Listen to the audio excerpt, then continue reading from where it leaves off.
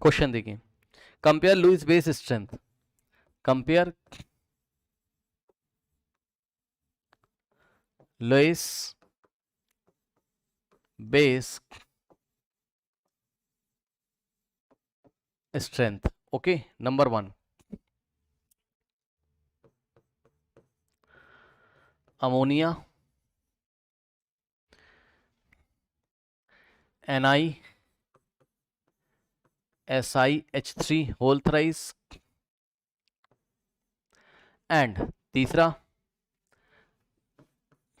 NCH3 whole thrice. ठीक,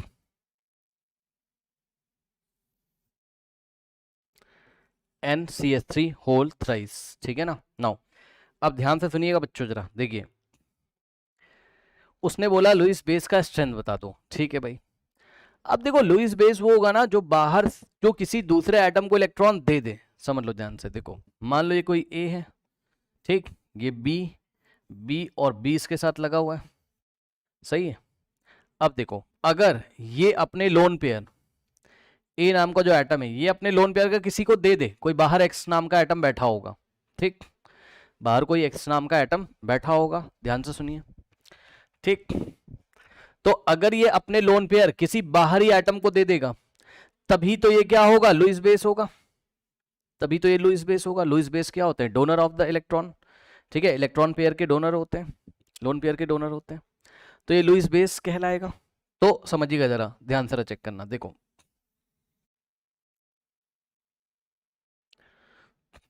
अगर इस ए एटम ने किसी बाहरी एक्स एटम को इलेक्ट्रॉन्स दे दिए, ठीक, तो उस टाइम ये ए क्या कहलाएगा, लुईस बेस कहलाएगा। अब एक चीज मैं आपको दिखाता हूं, जरा समझिएगा ध्यान से, देखिए इसी डायग्राम को कॉपी करते हैं और आपको यहीं पे एक बात और बताते हैं, ध्यान सुनो।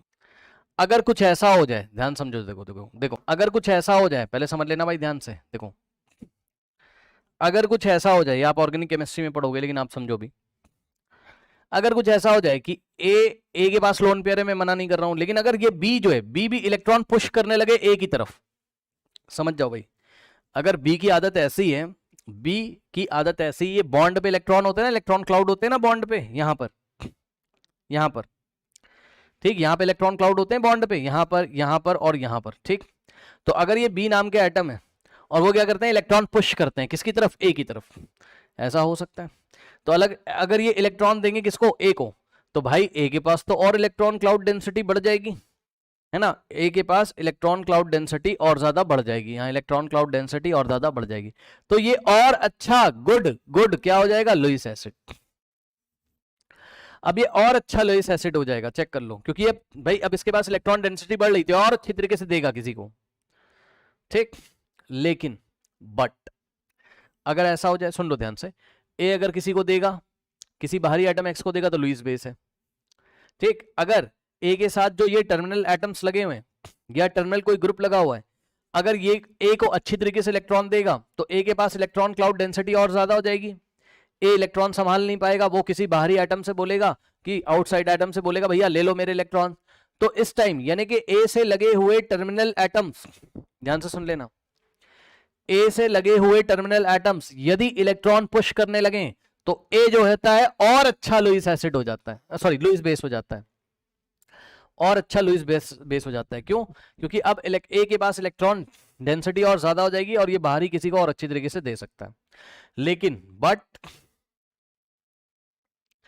in the case of back bonding, in the case of back bonding, अगर बैक बॉन्डिंग हो जाए with in the atom, sorry with in the species, तब क्या होगा, ध्यान से सुनिएगा, अगर बैक बॉन्डिंग हो जाए, मतलब समझो, इसको ही कॉपी कर लेते हैं, ये आउटसाइड एटम एक्स है, लेकिन सोचो अगर कुछ ऐसा हो जाए क्या, कि ए नाम का जो एटम है वो बी को ही देने लगे विद इन द एटम, अगर बैक बॉन्डिंग होने लगे, ए अगर बी को ही देने लगे भाई, तब तो समस्या हो जाएगी, तब ये लुईस बेस रहा ही नहीं, तब ए जो है वो लुईस बेस रहा ही नहीं। क्यों, क्योंकि ए इस अपने घर में ही इलेक्ट्रॉन दे रहा है, क्या करने में, बीबी करने में, बीबी मतलब बैक बॉन्डिंग, ठीक।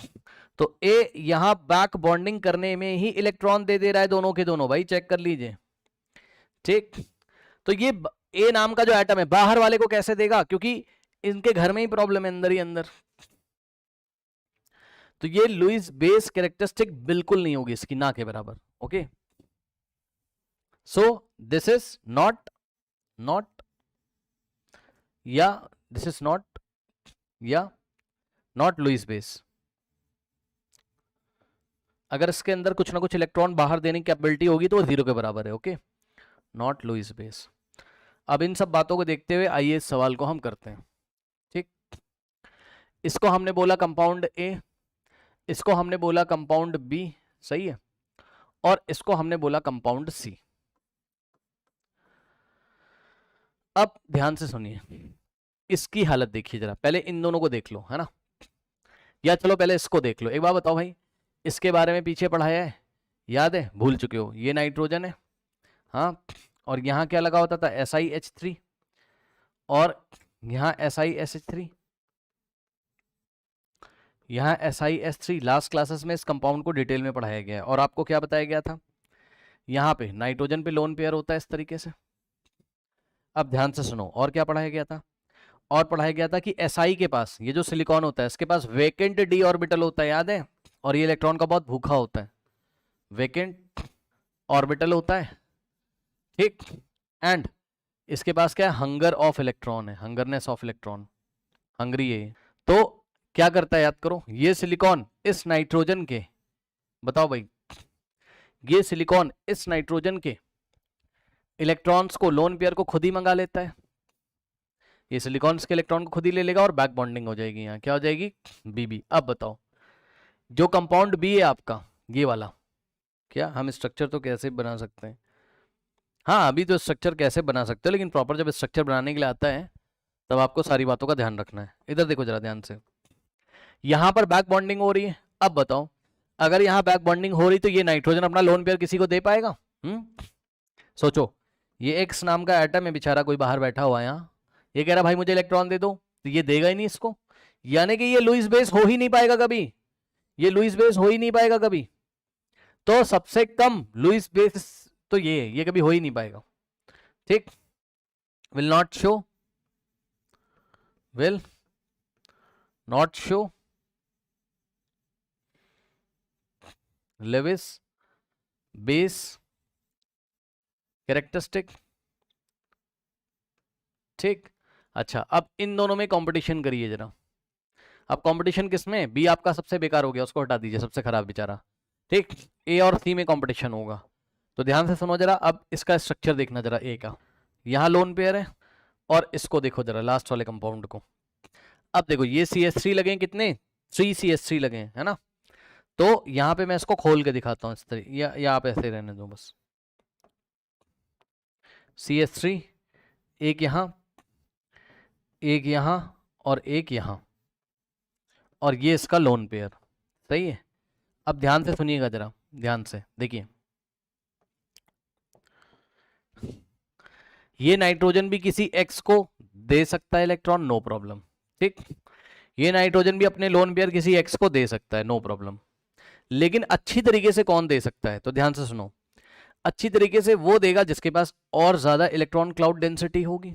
अब सुनिए, मैंने आपको ये कॉन्सेप्ट बताया था कि अगर ए के साथ ये जो टर्मिनल एटम्स या ग्रुप्स लगे, अगर ये ए को इलेक्ट्रॉन और तेजी से देते हैं, ठीक, ओके, तो ध्यान से सुनिए, तो वो अच्छा इलेक्ट्रॉन बेस होगा। सुन लो ध्यान से, अब यहां पे देखो, ये आपके लिए नया है, ध्यान से सुनिएगा, ऑर्गेनिक केमिस्ट्री में आप डिटेल में पढ़ोगे।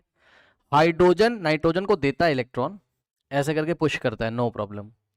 लेकिन पता है उसके कंपैरिजन में ये जो CH3 है वो और ज्यादा तेजी से देता है। डबल एरो लगा देता हूं आपके समझने के लिए, क्योंकि यहां टर्मिनल एटम्स में ओनली हाइड्रोजन बैठा हुआ है, ठीक। तो मान लो हाइड्रोजन 0.1 और 0.1 का पुश लगा रहा है, तो टोटल इलेक्ट्रॉन क्लाउड डेंसिटी कितने ऑर्डर से बढ़ जाएगी यहां पर, 0.1 प्लस 0.1 प्लस 0.1 0.3। लेकिन यहां पर देखो, ये जो CH3 है वो हाइड्रोजन के कंपैरिजन में ज्यादा तेजी से पुश लगा रहा होगा। मान लो ये पुश लगा रहा है कितने का, जस्ट मैं एग्जांपल दे रहा हूं ऐसे समझाने के लिए, 0.5 का पुश लगा रहा है, अभी टेक्निकल शब्दों का यूज ऑर्गेनिक केमिस्ट्री में किया जाएगा, अभी आपको समझाया जा रहा है क्योंकि अभी आपने नहीं पढ़ा है।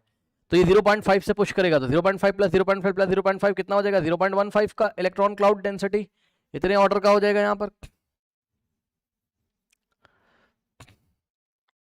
ये लो भाई, तो यहां इलेक्ट्रॉन क्लाउड डेंसिटी बढ़ गई, तो ये अच्छी तरीके से नाइट्रोजन दे देगा ना किसको, बताओ, एक्स को। तो सबसे अच्छा लुईस बेस कौन, सी वाला कंपाउंड ये। तो अब मैं ऑर्डर लिखने जा रहा हूं, ध्यान सुन लेना।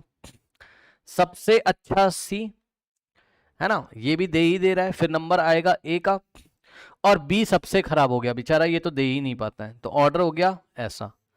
ये आपका क्या है, increasing order of Lewis base strength. ठीक, इसका स्क्रीनशॉट ले लीजिए।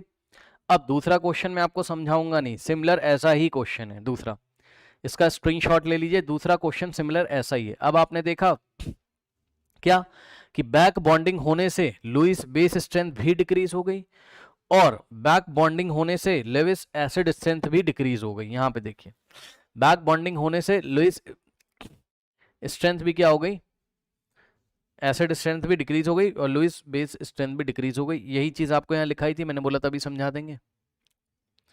यहाँ पे देखिए क्या लिखवाया था, बताइए कहाँ गया।